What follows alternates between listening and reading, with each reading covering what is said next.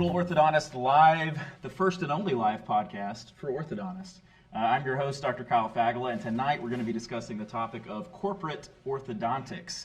I'm fortunate to be joined by four of the biggest names and experts on this topic, and here they are next to me. We have orthodontist, Van Dyke beard and karaoke enthusiast, and founder of Smile Doctors, Dr. Scott Law. We have orthodontist, former underwear model, founder of OrthoFi and Orthodontic Partners, Dr. Jamie Reynolds. We have orthodontist Leo, scratch golfer and founder at Corus Orthodontists, Dr. Anil Idiculla, and the leading expert on orthodontic practice transitions and the current record holder for most appearances on this show, TDO Live, my ortho dad, Chris Bentson. You've been on this show 4 times, I think. I'm so proud of you, son. You should be proud. And I'm proud of you too, Dad. So how's everyone doing tonight? How are we doing? Great. Great. Yeah. Yeah, we're coming to you from a nondescript conference room in Dallas, Texas, where we all just enjoyed a steak together. It was fantastic. Thanks for joining me. Seriously, it is a true honor to have you on here. So, love it or hate it, corporate orthodontics is an increasingly common practice model in our profession, and it's something that I believe deserves more honest and open conversation. There's been a lot of discussion over the past few years, certainly the past few months, about corporate ortho, and we're not going to be able to cover everything as pertains corporate orthodontics tonight, but I promise we'll try to touch on all the main points. As a disclaimer, because disclaimers are good, right? My goal is not to pump up corporate orthodontics, as some have accused me. It's also not to tear it down. To be clear, I own my own orthodontic practice. I have no plan to join an OSO. They probably wouldn't have me if I even wanted to. But tonight's podcast has not been sponsored or initiated by any corporate orthodontic group. And I can't guarantee that you will walk away tonight perfectly happy with the questions that I ask and the conversations that we hold. But I promise that I'll be fair, balanced, and authentic with my questions. Okay, so I'm told by my assistant over here that we have a great audience going. That's wonderful. Thank you. You could be doing so many other things on your Friday night, but I'm glad you're sitting there with a drink and your slippers and robe watching this. Please be respectful in the chat. You know, we're professionals, so don't call people names, please. But I do want you to comment and ask questions, and when we have good questions, they're going to bring them over to me. We're going to insert them into the action, okay? So that's the plan. We're going to jump in by defining terms. I think that's helpful because I'm not an expert on this topic. These four are the experts. I'm sure you sitting at home, you may or may not be an expert at corporate orthodontics. But I'm going to start with Chris. So Chris, will you give us just a brief overview of OSOs, please? Well, I call it corporate dentistry. Most of these guys and at least their bosses don't like that term. But I think that's really how we think of it as lay people, is corporate orthodontics, not being an independent or small group practice. Beyond that, it's alphabet soup. And so you've got OSOs, DSOs. There's a group called MB2 that invented a term, and they want to be a DPO, and so forth. But essentially, what they all have in common is there's a doctor-owned company that is licensed in the state where they practice, and they have autonomy to diagnose and treat just like you do as an independent owner. There's another corporation, typically a holding company or something like that, that provides services to them under a contract, and those services, you know, are all the things that you tell me you don't like about practicing orthodontics. You got to make the phone ring. You got to buy things. You have to have an HR coordinator. You have to, you know, decide which direction the market's going and adapt to it that way. So really the back office support, these are all act like large group practices, I think, is how I would describe it. The orthodontists have a lot of independence on the way they diagnose and treat. That's not defined by the corporation or the OSO, which stands for Orthodontic Support Organization, or Orthodontic Service Organization, DSO, dental, not specific to ortho, and so forth. So basically corporate groups, and they only account, I think, for about 6 or 7% of the orthodontic space right now. There's a lot of you know, acceleration in that marketplace in the last few years, but it's still primarily an independent orthodontic space in the specialty. Yeah, so you mentioned OSOs, DSOs, orthodontic versus dental. I'm sure there's some difference. You know, DSOs, we're talking about a dinner, have been around 25, maybe 30 years, and OSOs started. Yeah, Scott's group started 8 years ago, give or take, and then, You know, Jamie's and Corus, we've had a number of them that started the last few years. So there's a dozen or so orthodontic-centric good choices for you to consider if you want to go this route. You know, when there was just a few, they were kind of by geography. Now they're a little bit, you know, crossing into each other's territory, and some of them are structured differently than others. You know, I think they'll all speak about that probably at some point tonight. Yeah. But yeah, I think it's another option. It's proving a great option for young orthodontists, a good one for exit strategies, and increasingly, if you're in mid-career cycle, it can be great for you if it's the right fit. But it's not for everybody, that's for sure. Yeah. Perfect. All right. I feel like I just learned many things, and I hope that you did too. I want to go kind of one at a time because each of these three have a different story. You may know more or less about their groups, but I think that they're all unique in their own way, and so I wanted to give them each time to talk about the history of their group and kind of their personal path as it pertains to corporate ortho. So Scott, I'm going to start with you since you were the first to start an OSO, if that's correct. Correct me where I'm wrong. But I want you to walk us through where you got the idea for Smile Doctors, kind of what inspired you to do that, and then how it all started. Yeah, great. Well, let's see. Smile Doctors officially formed in 2015, so September 2015. And but before then, we'd kind of been talking several orthodontists to kind of throw a group together. We had no clue what we were thinking, what we were doing, what the idea would be, what was in it. It was just it was a concept, and we'd heard that it was coming. It was coming to orthodontics and general dentistry at that point. I think there was Heartland, there was Aspen, there was Pacific, and so some big ones. And we could see what they were doing to the specialists, and it was almost felt like DSOs or corporate dentistry was known as someplace where the orthodontist or the specialist was just kind of bolted on and just ran through the cogs of the general dentist machine. With that, one thing that we were most concerned about is what was that going to do to the specialty? Were we going to get gobbled up? And didn't want that. So we formed an orthodontic only DSO or OSO because we believed we could do it. I remember we were meeting and there was a handful of us, 5 or 6 of us in a hotel room. Somehow Rick Workman, who was with Heartland, happened to be in town. I don't know if you've heard this story, Chris. Heard that we were meeting. And so they just got a $1.4 billion valuation, I think at the time. Teachers funded them. And he came in, saw us, we told him what we were thinking to do, and he told us how much he hated orthodontics. And told us that it would never work. And so it was interesting. I mean, he spilled a bunch of other knowledge, but he just kind of came across that way, that specialists were a pain in his neck. I think he'll still say that, but. You've probably not helped matters, you know, Well, you proved him wrong, I guess, right? As it's grown. He's doing okay, though. I think he's on a Series G, so he's doing all right.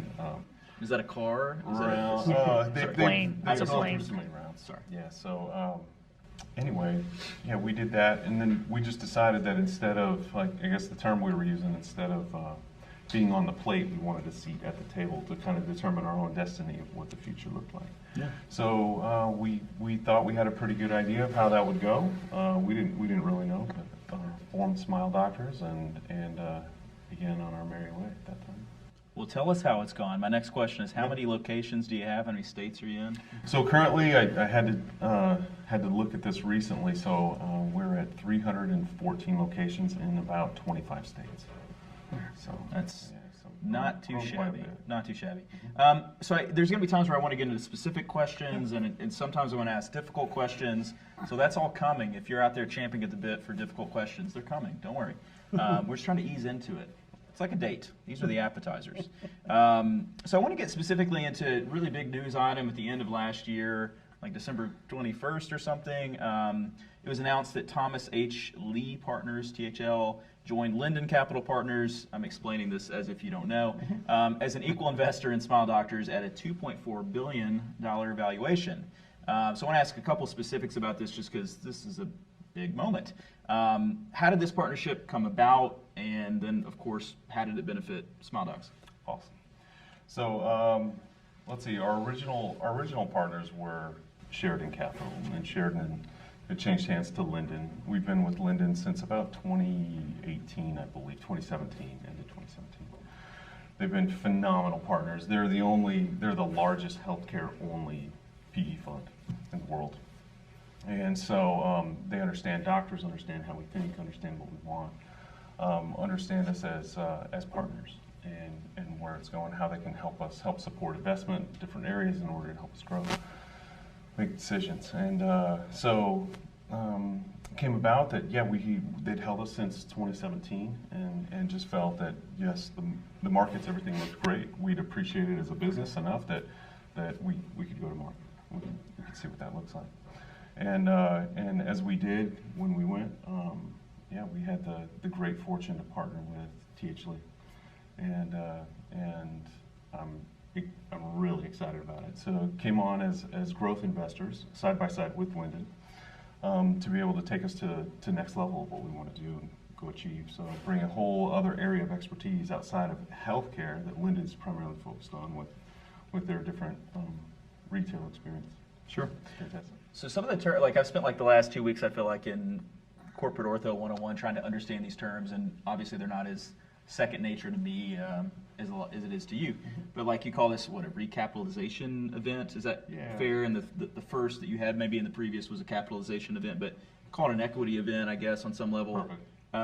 What are some positives? What are some negatives of, as it pertains to this, like a recapitalization event? Like if I'm a member of this and I'm maybe on another side of this, like thinking about potentially being a member, like what should I know about an event like that? Yeah. Positives were our doctors got to take chips off the table, got to get paid. Negatives, a lot of taxes for that. Okay. Yeah, it happened. We were able to do it in 2021, and so we knew what the tax law is.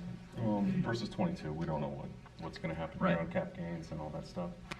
But yeah, it's a time where, fortunately, like I said, Linden really understands our doctors' mindsets, and held for about 4 years or so, and so it was time to get money back in the hands of all the partners.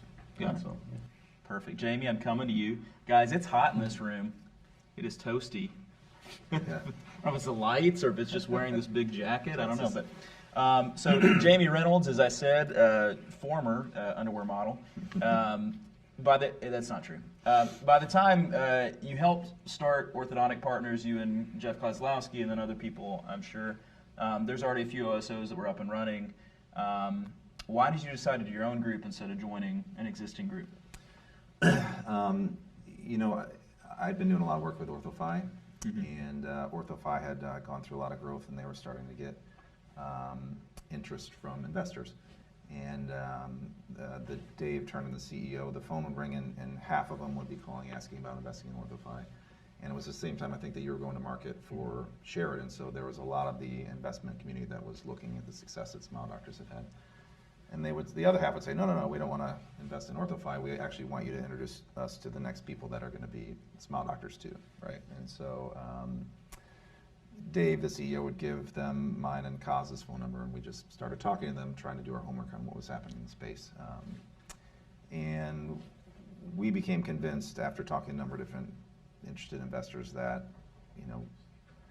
the tipping point of investment-backed opportunities coming into the orthodontic space was either there or about to be there. There was going to be a bunch of different groups, and so we had to decide either to stay on the sideline and keep doing the things that we wanted to do, or try to do our own. And it wasn't the easiest decision, honestly. On one hand, we were reluctant to enter that space. On the other hand, we felt like in going through what we did to start OrthoFi from scratch, basically, we had some knowledge about what investment-backed businesses were like and how we might be able to structure one that would be a good opportunity from a business perspective and from a doctor perspective. And we also heard the market, and at the time you guys were doing basically only Smile Doctor practices and different things clinically than you're doing now, and the market was saying, hey, I think we want something different. And then the final piece is we found a really great partner that we believe would get behind our vision, which was to build a different organization that focused on clinical orthodontics at its heart. And all those things kind of came together we started in the very end of 2019. Right. Months before COVID, you were saying. Yeah, like Perfect 2 timing. months before COVID, yeah. Yeah. Great timing. So if you look up Orthodontic Partners and you look at their kind of key partners, it's an impressive lineup. It looks like basically like a speaking track at a meeting. I mean, you've got David Sarver, you got Stuart Frost, Maz Mashiri, Nicole Wax. In fairness, this is like my past TDO Live guest list. So I'm somewhat offended, but also, I don't know, like honored or something, flattered, I guess. How did you get all those big names to join? Like, and was that by intent, I guess? Again, I learned a lot from private practice and from growing another organization. And I believe that any organization at its core is about its people. And one of the biggest, concerns that any of us have is that somehow the corporate side of things are going to dictate the clinical aspect of it. And so our vision was to put together enough great clinical orthodontists and show that it could also be a successful business, that would become integrated into the fiber of the organization, and no one would want to change that.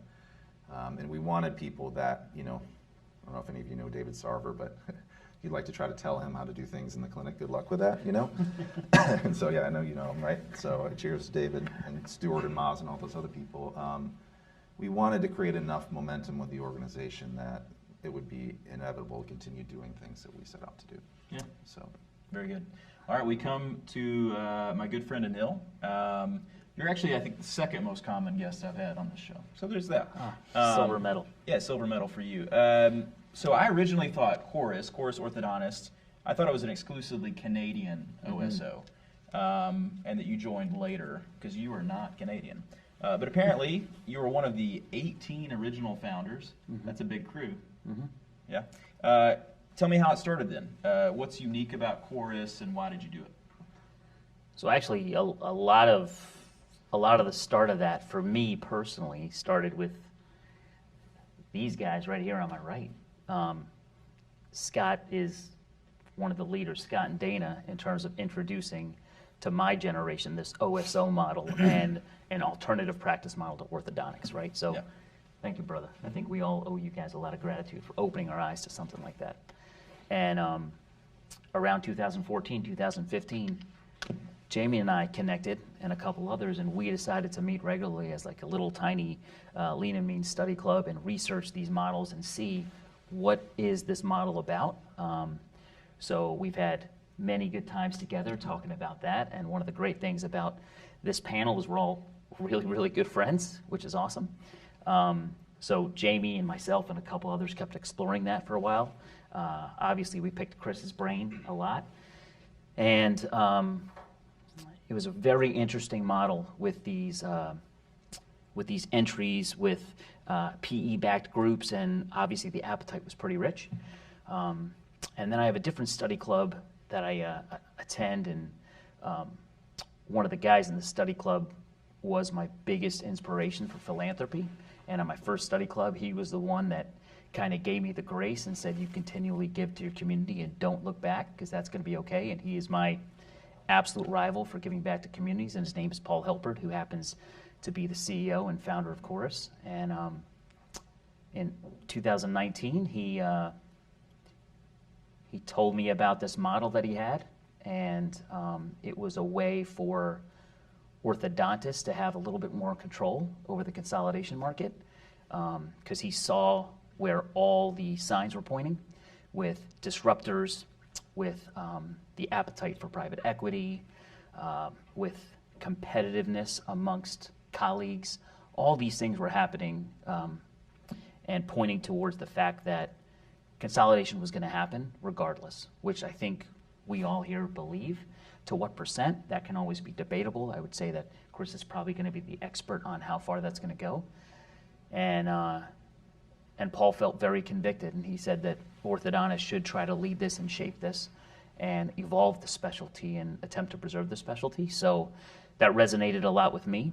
And luckily, Paul decided to make this not just a Canadian organization, but a North American solution. So it's been great. That was the fall of 2019, where 18 of us decided to take the plunge and start this alternative model, or what we like to call door number 3. So door number 3, tell me about that. Like, so because I think you've told me, and if I mischaracterize, you let me know, but the plan is to not have majority outside financial interest. Is that the way of saying it? There's 3 basic tenets Okay. that Corus wants to hold to. Okay. The first one is the doctors, the primary doctors, the lead doctors, the principal doctors at the offices will still maintain their dental practice corporations, so they'll still be the custodian of patient records, so that there's not going to be a transfer or a constant conveyor belt of doctors. That might be a misconception that people have. Who's the doctor in this month? Who's the doctor in this month? There's just a lot of stability built into that type of model. The second thing is the fact that every single doctor is a shareholder. Every single doctor is a shareholder, and the shares are the same in value, obligations, and rights. And the third and final most important thing to Corus and the founders and the partners that have joined since is the majority of Corus will always be owned by the doctor shareholders. So if and when a strategic partner joins us, it would be at a minority share. Okay. I think like probably the most common question that I get is obviously one of the motivations, and there's many, but motivations of joining an OSO is the potential, financial windfall, capitalization events, that ability of arbitrage, or these terms, again, that I didn't know 2 weeks ago, and here I am using them. So how do you accomplish that and give that kind of value to your partners without a major equity event or without taking on, a full sale? So unlike private equity-backed companies that typically have a 3, 5, 7-year run rate to return investments to their investors, which are typically non-orthodontists or a combination of the two, since Corus is primarily doctor-owned, and majority doctor-owned and doctor-controlled, there's an internal market that we have where doctors can liquidate as they see fit. Doctors can also invest as they see fit, so it stays within the doctor market. So it allows, similar to private practice, exiting when you would like to, versus waiting for this one date, May 2027. That's when we got to do the return.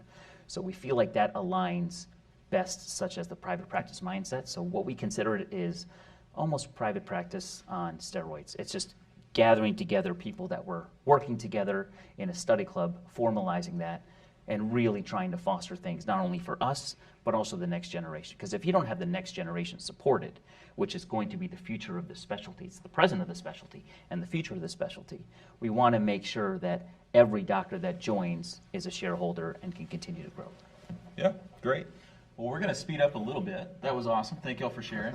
We're going to get into some quicker questions now. I like hearing the personal stuff because I like that each story is distinct and unique, as is Chris's. Chris's story is unique, and mine. I mean, I'm not talking about my story either, Chris. We'll get to it later, some other episode.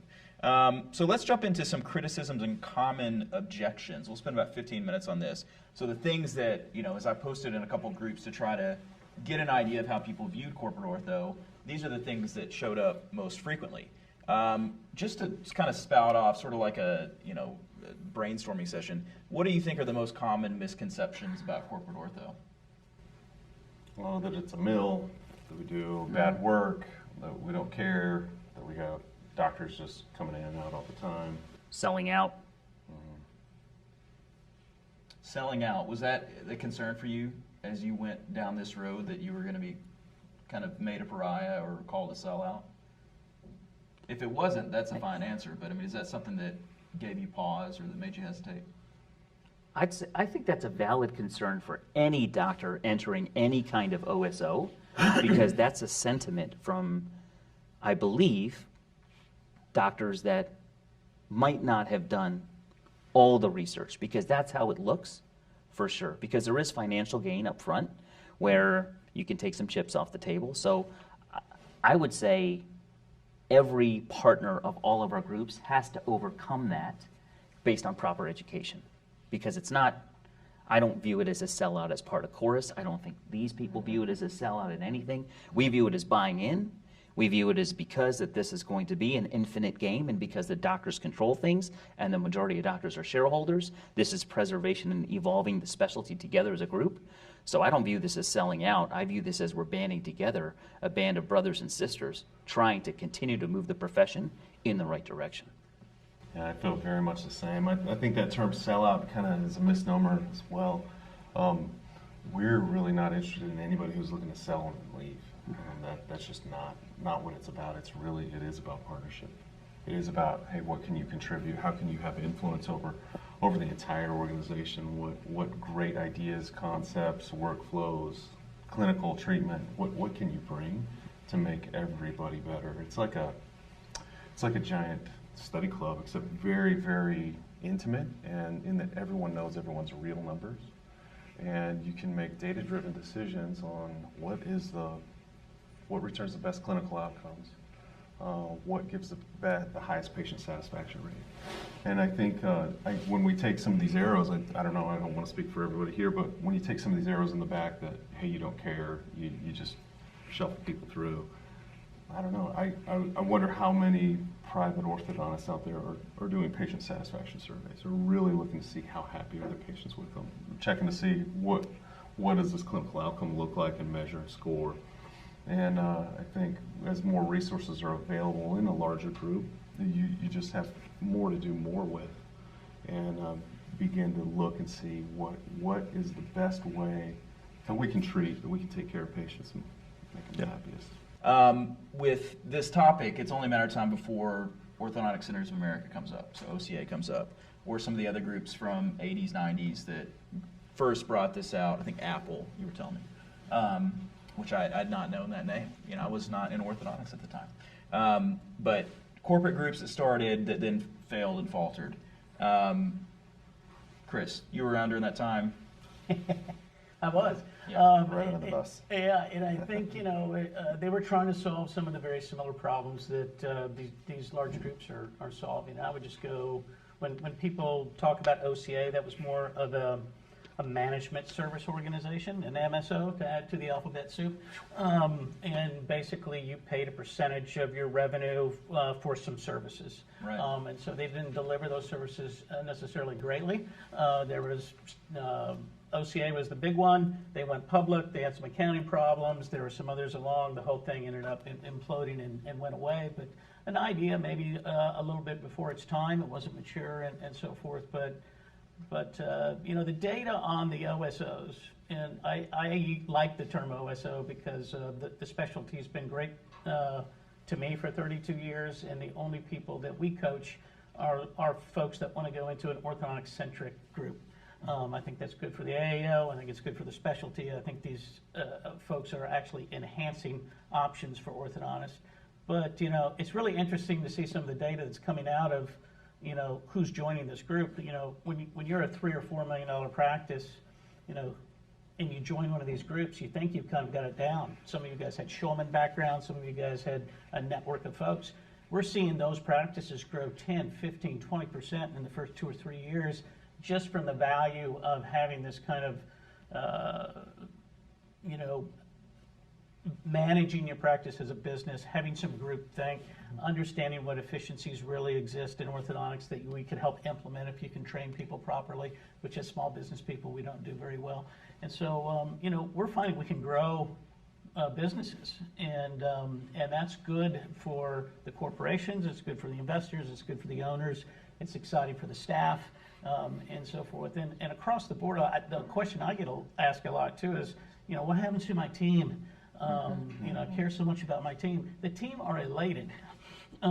They get better benefits, they get more vacation, they get better training, they get an upward mobility if they're a superstar to be part of this organization and go outside of their just one little siloed location. And typically, culturally, sometimes a team member just doesn't want to be part of this new culture, and they kind of select out. But I think by and large, a lot of these criticisms that we hear, that I hear, are, you know, kind of back to your Heartland question, you know, that there's some DSOs out there that didn't do it so well with the specialty of orthodontics. But these OSOs that are central to orthodontics, they want happy orthodontists. They want businesses that are growing. They want staff people that are happy. They want great clinical outcomes. And I think so far, that's what we're seeing.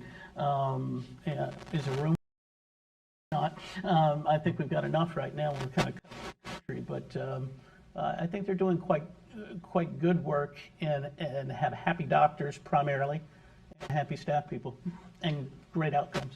I think the word primarily is important because I'll be honest, like, this is a complicated topic because if you have a negative opinion of really just about anything in orthodontics, you're not going to go put that out on a Facebook group, you know. And as we all know, from different directions and in different ways, people reach out to us individually and tell us the truth, you know. And so I've had people reach out to me on both sides of this conversation, both saying how great their experience has been, how negative their experience has been. But in each of those cases, it's different person, different OSO, different DSO occasionally.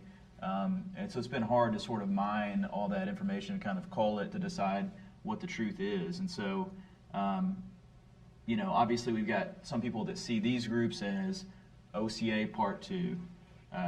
We've got people that kind of judge them through the lens of the classical DSO world, which is a mixed bag too. And so I think it remains to be seen, you know, both today but also in 5 years from now, what the truth is going to be. Yeah. And you guys know that. I mean, that's sort of the challenge you, I guess, would be that if you're going to come here tonight and talk about how it's so important to take care of staff, take care of doctors, make sure doctors are making decisions is to do it, you know. And I'm not telling you anything that I'm in any position to tell you to do, but I think that would be the big thing because, you know, you got the guy from Heartland telling you can't do it. Well, prove that you can. You know, I think that would be the thing. And so if it can be a thing that's good for our profession, fantastic. Of course, there's a huge portion of our profession, and I have some of this same sentiment that thinks it's bad for the profession. You know, that's kind of like what's baked into me. And so in trying to understand this and getting different types of feedback, it's been confusing to say the least because it's a complicated topic. So to the question of OCA, seems like this is different. So I guess to this question, my experience in business, and this is not some profound statement, but whoever holds the majority ownership in any business ends up making the decisions. Now you can push back on that. I'm going to give you an opportunity. But assuming that that's true, is that who holds the bag makes the call. How do you ensure that the decisions that are made by your organizations are in the best interest of your patients, I think most importantly, team members and doctors? How do you, what systems do you have in place to make sure that happens? I don't know who wants it. Jamie? Well, I think it's probably a misnomer that organizations, most of them are owned primarily by non-doctors. Right. You know, especially in their younger stages. So we're 70% owned by doctors at the moment. The controlling interest does lie with the board, and the board is typically populated by whoever the investor is, right? And so the biggest thing, you know, to go back to the previous question, I was pretty concerned about the whole sellout thing, and you know, I'd spent a lot of my time doing, you know, writing and teaching people. My whole goal was to try to keep the orthodontic patient in the hands of a passionate and clinically skilled orthodontist, right? So with OrthoFi and with Orthodontic Partners, that's kind of the way that we were going with it. And you know, I think what ultimately was the tipping point for us is that we found an investment partner that we believed was looking for our vision. So that they were there to support us rather than contradict it, so we could make it successful together. And so I think ultimately the partnership is what brought me into the mix. Sure. So what systems do you have to sort of make sure you're further down this road, so maybe you're the right one to answer this, but how do you make sure that decisions that are being made are consistently in the best interest of patients, team members, doctors? Totally. Well, first of all, unless you're a doctor, a licensed doctor, it's illegal to make a clinical decision or to give any clinical influence that way. So having it set up that way where the partners, as Jamie mentioned, is key. We have partners who understand that and understand where the line is. Which, in fairness, I just want to insert to say, like, we know from the DSO world, from people I've talked to, like, in terms of quotas for certain types of work and how that does start to influence clinical decisions. Like, so I feel like that's a pretty established thing in certain DSO realms. At least that's the storyline that I've always heard consistently.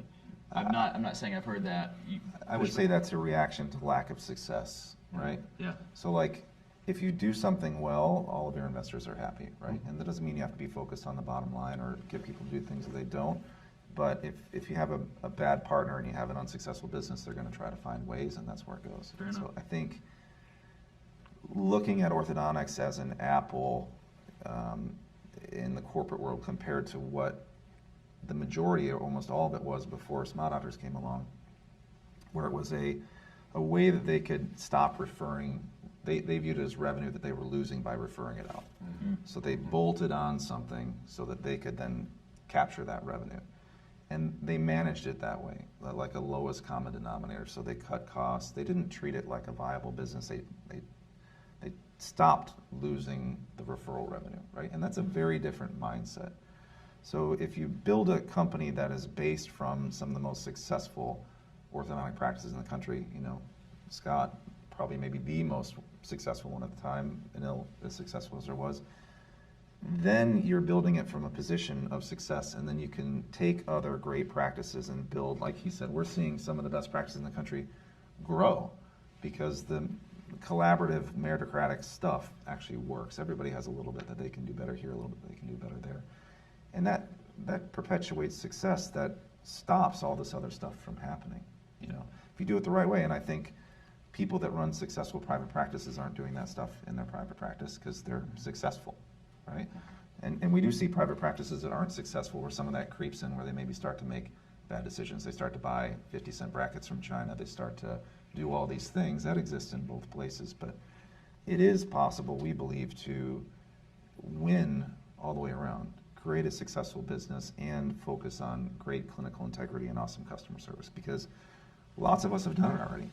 What hasn't been done is somebody to band that together that in a non-individually or small group owned component. And so these are orange conversations rather than apples, I think, to go back. And I think that's what we're all trying to do, is to be an orange in this conversation. Fair enough. Yeah. We just lost our 50-cent Chinese bracket portion of our audience. Yeah, I just sorry. I want to apologize. With the 75-cent bracket people, you're good. Stay in there. Since I cut you off, Scott, I want to ask you the next question, which is, similar. Another really common accusation is that the clinical quality or the standard of care is lower. We've sort of gotten at that. How do you keep clinical standards high in your organization? Oh, just talk about them, teach them, share them, focus on them. I think one of the things that we have that's going for us is we found these successful practices. Chris mentioned 3-4 million plus practices that come and join us, and we've seen that we've had a great run rate of growing them upwards of 27% in their first year. And when you can take the focus, that doctor's focus, and put it purely on the clinical and what makes an orthodontist successful, aside from all the back-end services, and you just allow the doctor to be the doctor, it is amazing what can happen. That's an important point. And that's really what we're all about. You do that, you infuse even more culture and lean into, hey, it is all about relationships. Like, that's why I chuckle at this argument about, that corporate ortho doesn't care. It's like, we win patients the same exact way as I did or as anyone does as an independent practice. And it's always about customer service, relationships, reputation, and then your outcomes. So how is that experience all in all encompassed? And not only is it the right thing to do, the right ethically thing to do, but it's great business. That's what we all do. Everyone listening on this podcast right now is doing that exact same thing, trying to make the best decisions they can clinically, the best decisions they can from a business standpoint. Where do those lines cross ethically, and what can we do to provide that service to the patient? So it's really no different. It's just a matter of where do you want to spend your time, and what kind of doctor do you want to be? You want to be a business-oriented doctor, or you want to be one that just loves the camaraderie, loves providing that service, and just loves on people. Cool. I want to remind you, you can comment, you can ask questions. I have some. Do you have some questions? You do? Oh, wow. Let's see what we got. We'll see. Let's do these real quick. This is great. We have some questions. Thank you, everyone. This is from Joe Stofko. What are the ideal characteristics that OSOs seek? I'll take a stab at that. We'll go down the line, I guess. I can speak for Corus, and it's for us, it's about the people. It's about a growth mindset. It's about people that want to be part of a team.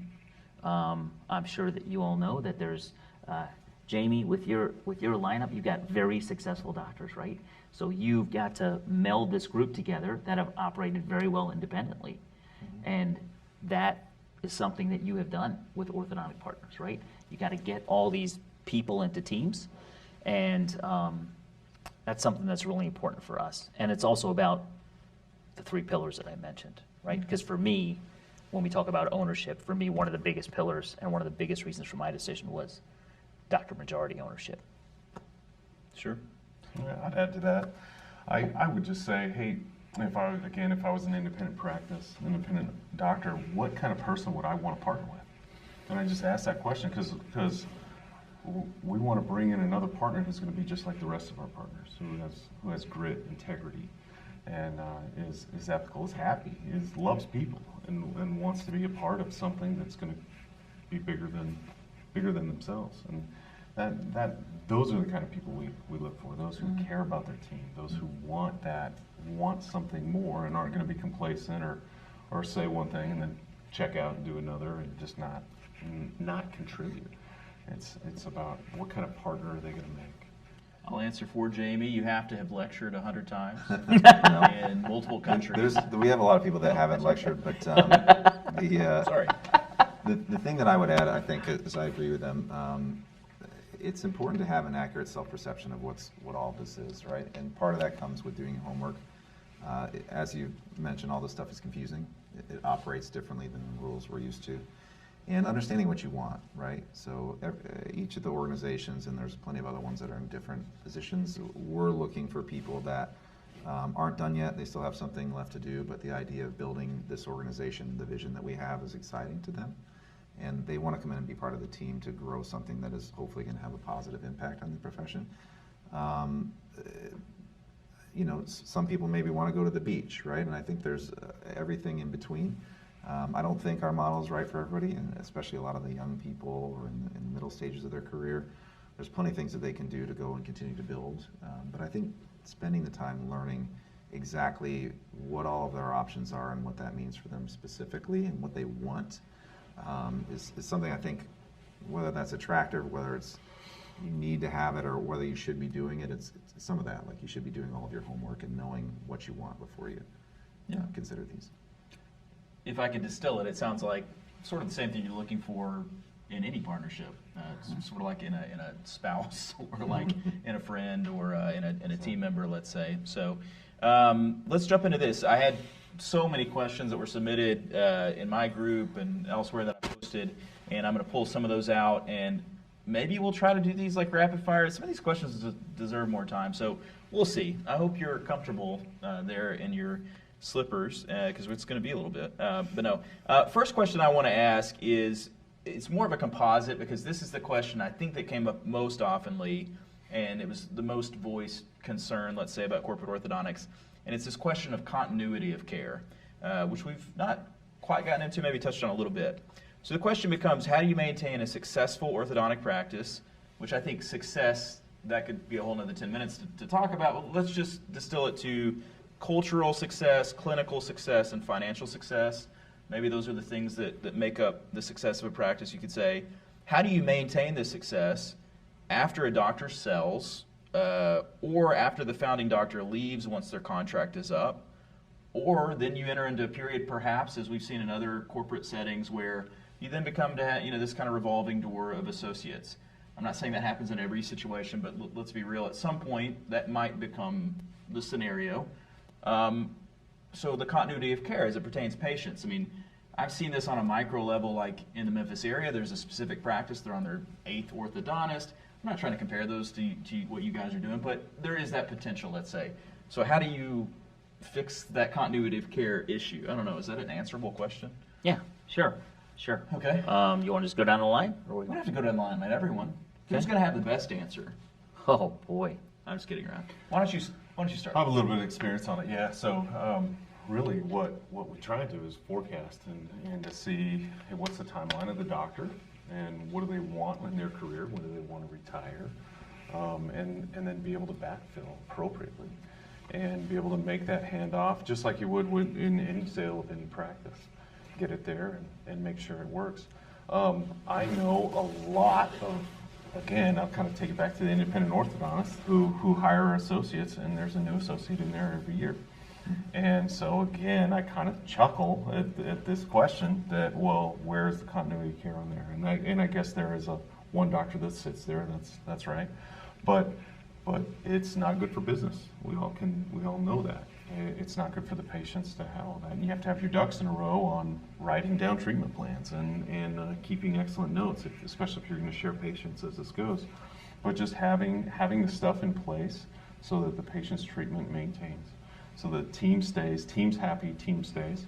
And if there is a life event, let's say someone has to move away or can no longer practice or things like that, we've had that happen. That we're able to plug in an orthodontist there, and regionally, and if you have coverage, if you're fortunate enough to have coverage that way, where they can come in and cover for a short time until we can get someone in there permanent. And that's the worst case scenario. It's not something that anybody wants, and I don't know of a business that started out going, hey, we're just going to shuffle orthodontists through here, Right. and just we don't care. And certainly not anybody here, not anybody who is ortho focused would do that.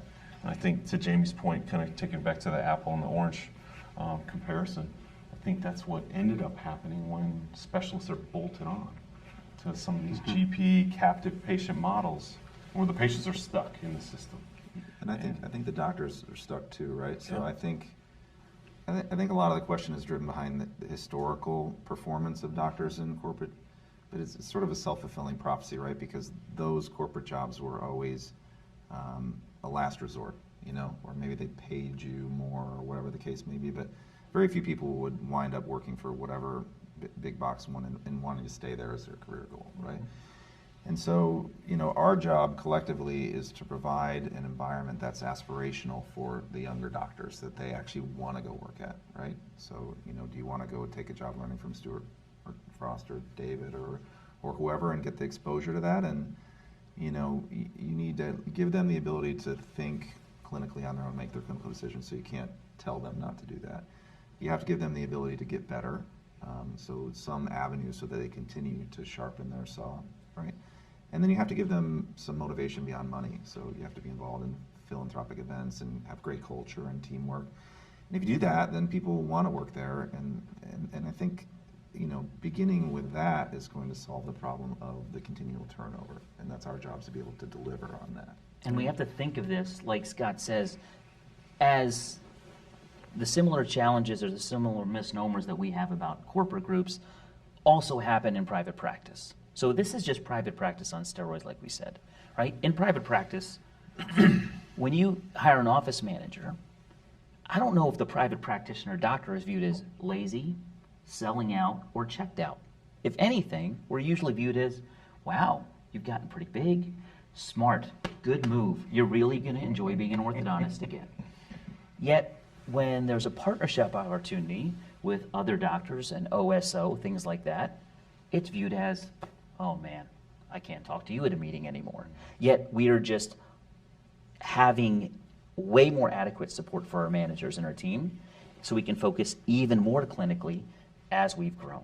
So the other thing is, in the independent practices that struggle having rotating associates or having continuity care, if you have the right doctor that's going to treat your patients right, take care of your team, take care of your community, take care of your legacy, and if they are invested also and have the opportunity to invest in the same way you do, it should be successful just like on a private practice level, just on a bigger level.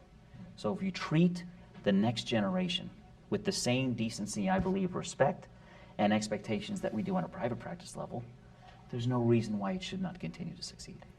I would add to what these guys have said, and Jamie specifically with those 4 points. I think the fifth would be, hey, it has to make sense financially. And they have to be. Your doctors have to be happy there. And so everyone is happy living where they're living when they're making enough money. You could be living in Hawaii and not have anything, and it's terrible. But having that pathway to partnership is what we call it, where we're able to, I mean, in this last equity event that we had new grads that came out of school a few years ago that were able to take out promissory notes and become partners and share in this upside as we grew. And so it's a huge thing that today's, and Chris, you're the expert on this, today's grads who may not want to take the risk of buying a practice, yet want all the benefits of just doing a 9 to 5, yet having the upside on some of those things. Yeah, I would just take even a different tact, a little bit on the continuity of care issue.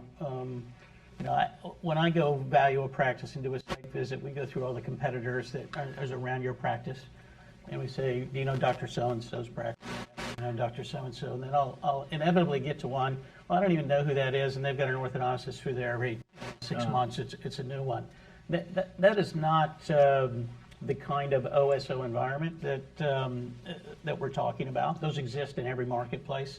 And the other thing on continuity of care is we enter this digital age deeper and deeper and deeper. We're going from 24 visits to 18 visits to 15 visits to 12 visits to we're going to be under 10 visits. Believe it or not, the consumer doesn't really love you as much as you think they do, and they're happy to see you less, and they like your staff more than they like the doctor. And I tell doctors, all the time, they say, well, I want to finish every patient because I promised them when they started that, I was going to finish. And I said, hey, the consumer's resilient and they're going to be fine with the new doctor that we bring into. This is a doctor-to-doctor transaction, not a corporate transaction.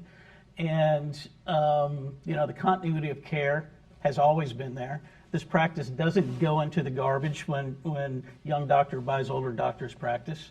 And 1 out of 1 of you are going to retire. It's 100% changeover in all businesses, but in orthodontics, you're not going to be there someday, and there's going to be a continuity of care issue for everybody. I don't think they really do exist so much in this OSO space. We haven't been in it long enough to really know, because these initial contracts are all 5 years. You're the only one that's been more than 5 years. Most of the guys re-sign up and stay. We'll have to see with the other ones. But the code these guys are trying to crack is how to stop doctor turnover, because we all know that's expensive.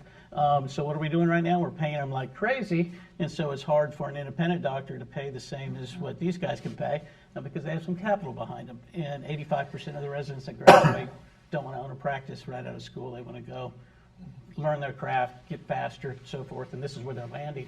So, yeah, I think that's I don't know. I don't think it's a fair question. Continuity of care, I don't think, is an issue. No, it's a fair question, because it comes up every time this conversation comes up. I think you answered it well, and I do think you got at the point is that we've not entered into the point of the game, or what might be the end game, as it turns out, of that being a problem. Obviously, you're aware of that, the potential of that being a problem in many ways, and you'll see if you can combat it. I have so many questions, there's no way I can ask them all. And Chris is looking at his watch. Chris is ready to go to bed.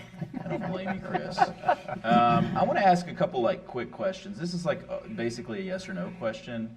Jeffrey Kwong asked this. Jeffrey, I hope you're out there. When OSO owner doctors connect private offices with their OSO, are they compensated for this in any way?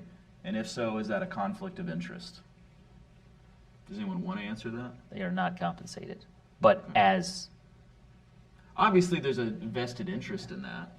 I mean, right? Yeah, as every shareholder has equity and every doctor has equity, as the group grows, everyone benefits together. I think the question, and I saw this question come up, there's this kind of continuing pushback against KOLs and this desire to... referral fees and kickers you're asking for that? I think people want to know that. Not at all. Okay. Does anyone else want to answer that? I think that they do exist. I think that there are some models where there are, kind of recruiters built into the bit that they get paid specifically for any deals that close. Also, if you have equity and you bring a good partner in and the company gets better because of it, then there's that financial incentive. I think there are ones that are paid specifically just to bring business in as business development. So I think you just ask the person that you're getting advice from what their interest is. In our model, we don't do that because we want to avoid that conflict. I know it exists, so just ask. What's your vested interest in it? And if it's equity, then they're hoping that you are an asset to the business, because if you're not, that's not good for the equity. Regardless of whether they join or not, it's not good for the business. So, Yeah. Yeah, I would say every one of our doctors who have joined have known at least one or two other orthodontists in our organization. So it is about bringing people that this is going to be a great fit for, and they're going to be a great fit. Right on. Let's do one more. This is from Andy Sarpadar. Hey, Andy. Basically, and I heard this from a lot of people too, is if you run the numbers, you have your accountant run the number on this kind of the 5-year deal, which I know at different times it's been 3 or 4 or 5. Every deal is different. If you run that out, your initial payment plus what you make per year on the contract, depending on the factors, you may end up with the same amount of money at the end. When is the end? At the end of that 5-year period. So if you kept your in practice, 5 you years. continue to profit off of it. Obviously, there's a lot of other calculus that comes into the mix. So why is that assumption wrong that you'd be in the same place? So basically, to say it another way, you could just keep your practice for 5 years, continue making what you make as the sole owner of that practice, and so then why would you want to join the corporate group? Obviously, there's different times for people to need to join a corporate group. Maybe they're exiting, maybe they're tired of doing X, Y, and Z. Who knows what? I mean, all the situations where that kind of comes up. But let's say like the average 37, 40, 44-year-old orthodontist looking at these things, kind of in the middle of my career and maybe at the beginning of it, why would I join this? I could just make the same amount of money for 5 years. What, as you understand these things, what changes that calculus to make it actually more beneficial? And maybe you'd say it's not more beneficial. I don't know. No, I think the time value of money is huge. Okay. Get that up front, and then be a part of the group where your lifestyle changes, stress decreases, and you're part of something else. That's a big one. And I thought I saw that question in the thread. Yeah. And I think people are really quick to forget what happened in COVID when it shut down and how no one knew what the future held. And I had orthodontists inside and outside our organization calling me, and it was very interesting to hear the different sentiment. Those who were like, "Oh my gosh," and they're looking at their bank account, very full, and yet chairs are empty, and they have nothing there, and didn't know what was going to happen. We forget that really quick as orthodontists and as people, and so that would be my answer. I would say it's really complicated, the math, right?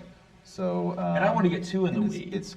It's a super in the weeds question. So, like, as you're laughing over here, it's really variable. Depends on who you are, what's going on in your practice, where your location is, how interested the group is, what your multiples, blah blah blah. So I would say do your homework, and don't have like your Uncle Frank, who also does your trust attorney, like figure out the stuff for you. Like, we're laughing, but like Uncle Frank is great. He's great, but you want to, you want to get good advice who's experienced in this healthcare M&A stuff if you're going to consider any of these things. And my advice would be, there's a lot of people who have the initial reaction that whatever it is, that's a little bit either fear or anger or whatever. Well, hopefully, if we do our jobs, it's not the case. But I think what everybody should do is do their homework, get good advice, figure out how this stuff applies to them. The rules of the practice acquisition or selling or whatever it is game are changing. The numbers are changing, the people involved in it are changing, the business dynamics are changing. So do your homework and get really good advice and see how this all applies to you, and make your decisions with, with the right information rather than just what you think it might be. Was, I think, the best answer to that question? Yeah, no, I think that's good. Well, hey, straight from Jamie into an advertisement. We've got about 10 minutes left, go a little bit over 10. But I want to thank OrthoFi, who is our sponsor for this, and we have a quick message from them. Want to amplify your growth, simplify your operations, and clarify your performance metrics? Then you need to check out OrthoFi. OrthoFi is more than just a payment slider or insurance verification tool. OrthoFi is a practice growth engine that delivers over 2 times higher same-day starts, 37% lower AR delinquency, and 67% lower insurance delinquency than the average U.S. practice. Get this, mention TDO Live when you schedule a demo. I love being able to say that. And you'll get $2,500 off your OrthoFi implementation if you sign up by February 28th. So you got a month. Mention TDO Live. It'll make it seem like a good decision to sponsor this. You should visit startmoresmiles.com. That's an amazing URL, startmoresmiles.com, to learn more and to schedule that personalized demo and start getting more yes today. Wouldn't we all like more yes today? I would. I would have liked more yes yesterday. You know what I'm saying? Sorry. I don't know what that means. Can I chime in on that last question real quick? On starting more yes? Yeah, you may. Not starting more yes, just the Thank you, financial Orthodontic. outcomes. Andy, I think it's a question that everybody wants to know the answer to, and we've done a lot of analysis with a lot of different companies for several years now. And if you distill it down into a nutshell, it is quite complex, but the first answer is from us anyways, you can't just solve for economic return. However, if you do just solve for economic return, our analysis typically will show that if you have 5 years or under, this is kind of a get to the beach quickly situation, you will almost always do better economically selling to one of these groups than you will if you do it with another doctor. Or if you just keep running the practice and then walk away. The second thing is your accountant will almost always tell you that the stock you have to think of as funny money is the most common term, and that you have to calculate that as zero value as you're making this decision matrix. And so our advice is if you believe that that's true, you would never, ever, ever join one of these groups. And so you should just self-select out and not try to talk yourself into it or not, because if you don't believe in that, the math will not work if you're solving purely for economic return. And then the last thing is there's so many more reasons to join one of these groups than just economic return. As Jimmy kind of alluded to, that the way the conversations almost always start with my office is somebody will call me and say, Chris, I'm 57, I've got a $2.5 million practice, and I'll say, how do you feel on Thursday night on a 1 to 10, with 10 being thrilled and 1 being miserable, and we'll start the process that way. And it will go into a conversation of, tell me about these groups. I hear these crazy numbers. And then you start getting educated like we've talked about and learning the truth. And maybe you're a better fit for one than the other, or maybe you're just totally not in it and you'll do it the old-fashioned way. But there's just a lot of psychology to this. And I do think if you count on 1 turn or 2 turns and you're 10 years or more, it almost always works better financially with the group, and the turns being at 3x. But you have to believe your stock is going to accrete in Anil's in Corus's case, or you're going to have an equity capitalization event in the private equity people. So if it turns a couple of times, it's pretty much hard to deny economically that you're going to do better on a 10 to 15-year deal. Great stuff. Thank you, Chris. So my last section is where do we go from here? I feel like we've gotten to touch on some of this. I'd hope to touch on more, but obviously these topics go deep and these questions are more complicated than just a simple answer. You guys have been excellent, by the way. Thank you. I think a couple things that come to mind is that some people are a better fit for this than others. I think depends on geography, depends on what you want out of your career. How important is autonomy and control to you? How happy are you to be on your own, and how much do you want to be in a group? I mean, there's a lot of these sort of just like very basic kind of personality type things that come up, I think, as it pertains to this. How important is the financial economic side of it to you? So and many, many more. One question I just want to get to is we sort of look to the future here, I've got maybe 2 or 3 left, is how popular we think OSOs will become. Obviously, you guys are vested in it becoming really popular, so you're like, let's go to the moon with it, right? What's your estimate in 5 years? Do you have estimates? I know you're like the numbers and figures guy. Yeah, well, I think you got to look at general dentistry, which I would say is at 25% right now as part of one of these groups, and then I think the orthos at under 10. We'll say easily under 10. So in the next decade, it's going to go fast to 20. Then maybe slows down to 30, and then I don't know after that. But my personal opinion is when it gets to 30% or so, it becomes uninteresting for me to buy your $2 or $3 million practice because it doesn't move the needle because these companies will all be so large. I don't know if that's right, but I have the sense that it becomes then an arbitrage market amongst themselves, where the bigger companies will buy the little ones and will end up, instead of with 12 or 15 OSOs, we'll end up with 4. And that's kind of how we go into the So why does it 2030 and 2040. Why does it end up sort of like pharmacy, where it's like effectively all corporate controlled now?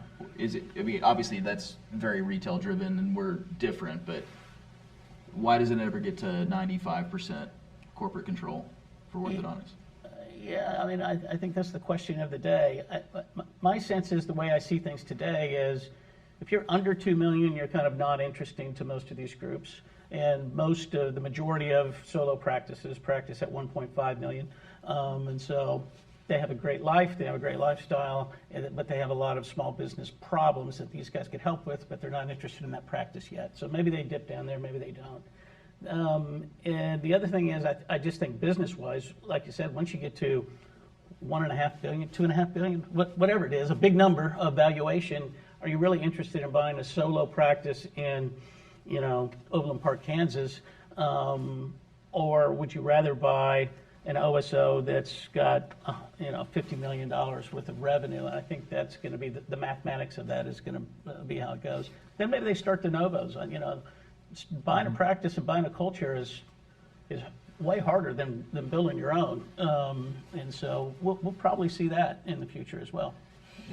I think the private practice solo owned or 1 or 2 owned model is still alive and well. It will be for a long time. I mean, our profession is filled with incredibly smart and gifted people, and what it will lean more towards is before, where it's kind of default mode, that everybody comes out and is now a business owner.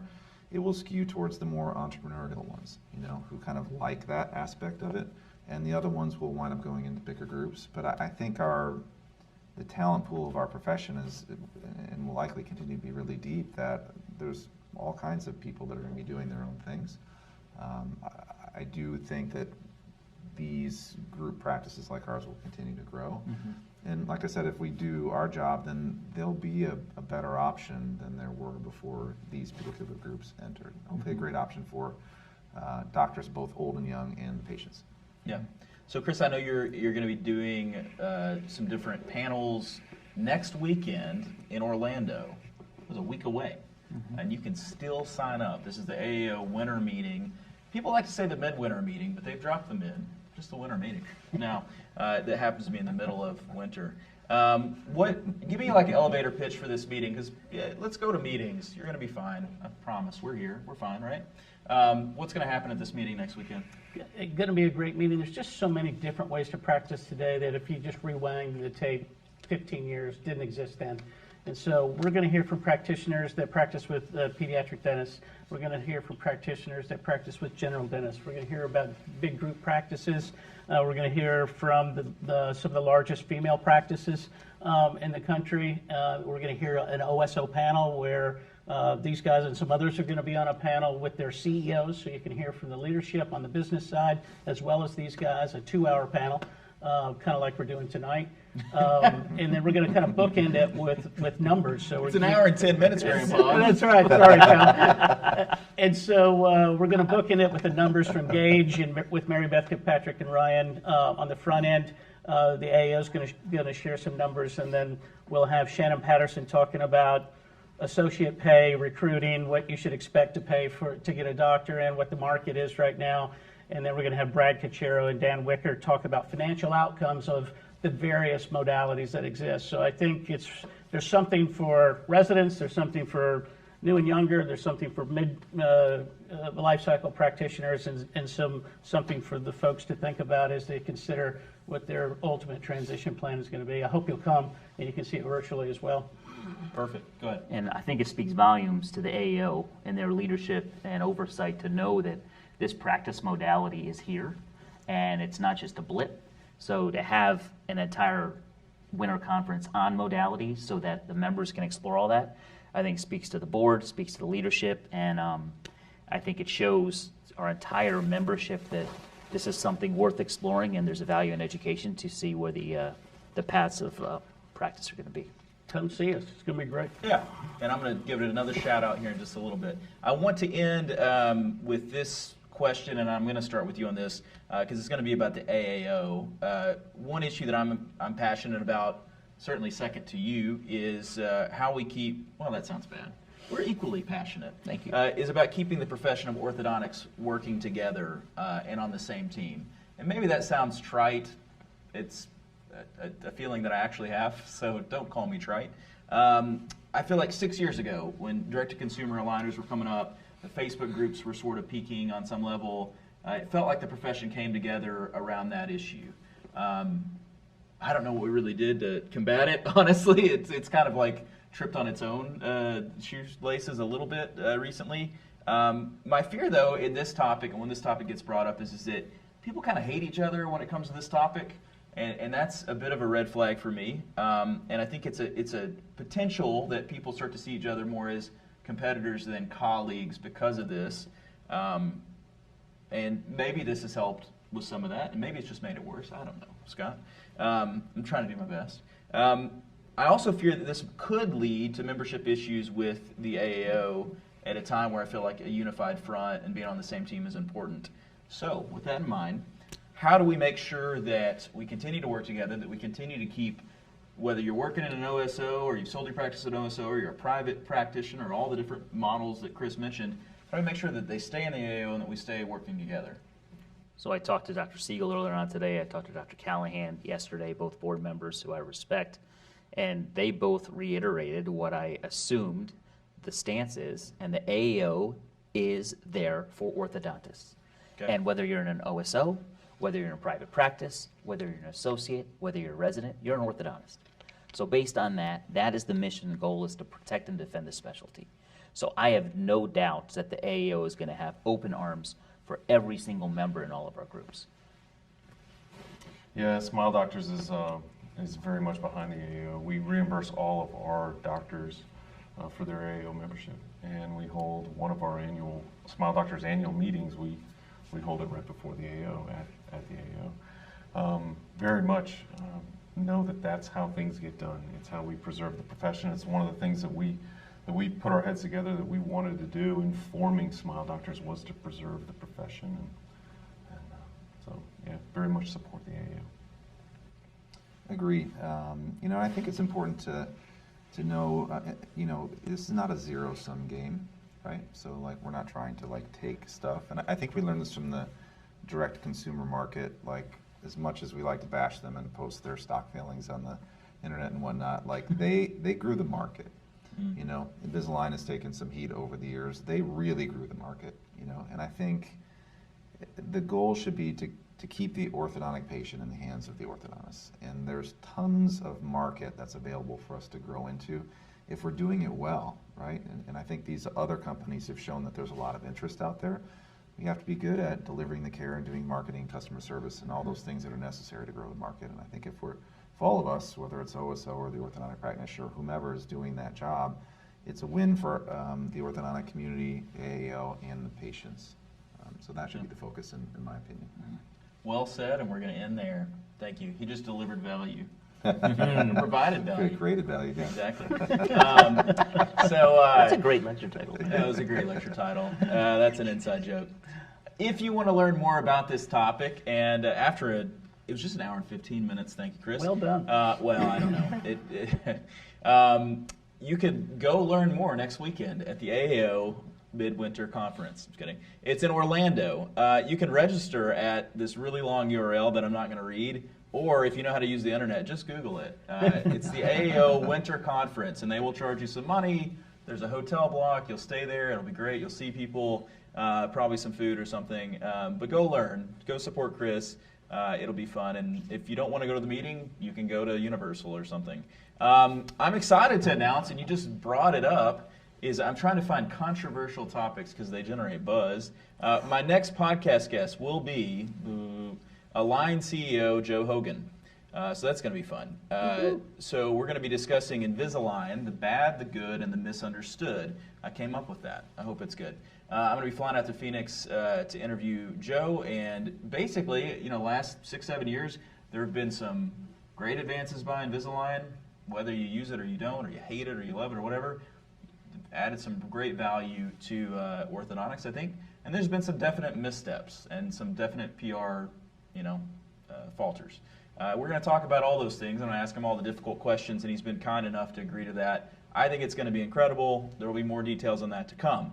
Lastly, we're only 5 months out from the AAO 2022 in Miami. Thank goodness. They put it in Florida, so we know the meeting's happening. They're crazy down there, truly. Especially in Miami, most of all. Just kidding. Love the place. I can't wait. I'm going to be speaking. I think most of us here are too. The band that I'm in, Relapse, is going to be throwing an enormous Miami Vice 80s themed party. That's true.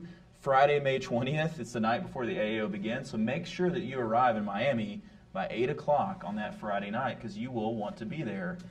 There will be the room will be suffused with alcohol. So Relapse in Miami? Relapse in Miami. So it's either go to Relapse or Tiesto, or we got to decide Tiesto? like wherever Tiesto's we're not gonna. playing that. We talked to Tiesto's You sure? people. Okay. No, we'll be doing Tiesto's music to make up for it, and we will be having some Miami-themed music. So don't worry, Tiesto. Shame on you. I also want to thank everyone who listens to this on Apple Podcasts. Most people listening to this are not listening to it live; they're listening to it later. Thank you. Give us a 5-star review if you will. And finally, thank you for spending time with me tonight. It says on your Thursday night. I know it's your Friday night. Thank you to your little dog that's been sitting there with you, patiently waiting for you to stop watching this. And thank you to my guests, Drs. Anil Idiculla, Dr. Scott Law, Dr. Jamie Reynolds, and my ortho father, Chris Bentson. It's so funny, I wrote this and y'all were in that right order. It's amazing how that works. I also want to thank Alan, who's here in the room with me. He did not get his fajitas, but he set all this stuff up and did a fantastic job. Thank you, Alan. I want to thank Scott, Tom, Trenton, and Alex from Neon Canvas. You're on Neon Canvas's website in a manner of speaking. If you'll click up above, there's a thing that says free audit. That'll give you a free digital marketing audit. It's custom made. It's not some little tool that spits it out. And you can talk to our team about working with us and helping build your practice, whatever kind of practice it is. We'd love to do that. And also special thanks to our sponsor, OrthoFi. They were fantastic. Oliver and Brian, thank you guys from the marketing team. Go to OrthoFi, learn more at startmoresmiles.com. Guys, that's all I got. Nice work. That's all I got. So we're going to go hang out. I think the bar is open for another 16 minutes here at the Hyatt Regency DFW. Undisclosed. Yeah, at undisclosed location. No, we're in Dallas. So from all of us here at the Digital Orthodontist Live, I'm Dr. Kyle Fagala signing off. Thank you so much, guys. Good night. Great job, everyone.